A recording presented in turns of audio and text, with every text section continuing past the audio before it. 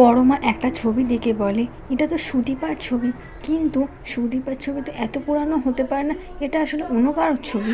তারপরে অংশু এসে পরমাকে বলে, আমি তোমাকে হেল্প করব। পরমা যাতে কোনো কাগজপত্র অংশুর হাতে পড়ে না যায় সেই জন্য বলে আপনাকে কোনো কাজ করতে হবে। পাশ থেকে অব্র বলে, তুমি এরকমটা করবে আমি তা বুঝতে পারিনি। এই বলে ওখান থেকে চলে যায়। এদিকে কৃষ্ণকে থানায় নিয়ে যাওয়া হয় বলে এদিকে সমস্ত মেডিকেল স্টুডেন্টরা এসে প্রোটেস্ট করতে থাকে। সুদীপা আটকাতে গেলে সুদীপাকে ধাক্কা দিয়ে ফেলে দেয়। তারপর সেখানে রিতম সুদীপাকে ধরে নেয়। সেটা এসে আদিত্য দেখতে পেয়ে সুদীপাকে আবারও ভুল বোঝে।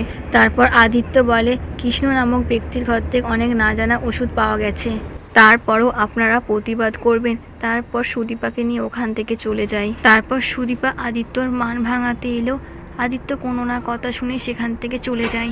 তারপরে রিতম বলে, কিছু হয়েছে? সুদীপা বলে, স্বামী স্ত্রীর মধ্যে এরকম হতেই থাকে। তারপরে গায়ত্রী পরমাকে বলে, তুমি এভাবে অংশুকে অপমান করে বের করে দিতে পারলে? পরমার হাত থেকে দিকবার আঁকা ছবি পড়ে গেলে পরমা তাড়াতাড়ি গুড়িয়ে নেয়। পরমা আদিত্যকে বলে, আমার ভুল হয়ে গেছে। সেখানে সুদীপা এসে বলে, কি হয়েছে?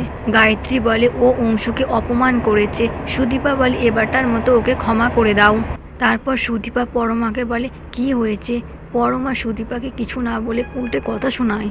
তারপর মেডিকেল স্টুডেন্ট সুদীপাকে ফোন করে বলে, কৃষ্ণ রায়কে থানায় নিয়ে যাওয়া হয়েছে, আমরা সবাই প্রোটেস্ট করছি, তোমাকেও এখানে আসতে হবে। তারপর আদিত্য সেখানে এসে বলে, ওই সবকটা ওষুধ এক্সপায়ার হয়ে গেছে। এই ওষুধ খেয়ে অনেক শিশু মারাও গেছে। আপনাদের যদি তারপরও কিছু মনে হয় তাহলে এক্ষুনি কৃষ্ণ রায়কে ছেড়ে দেওয়া হচ্ছে এবং বলুন আপনারা কি চান। ভালো লাগলে লাইক করবেন, কমেন্ট করবেন।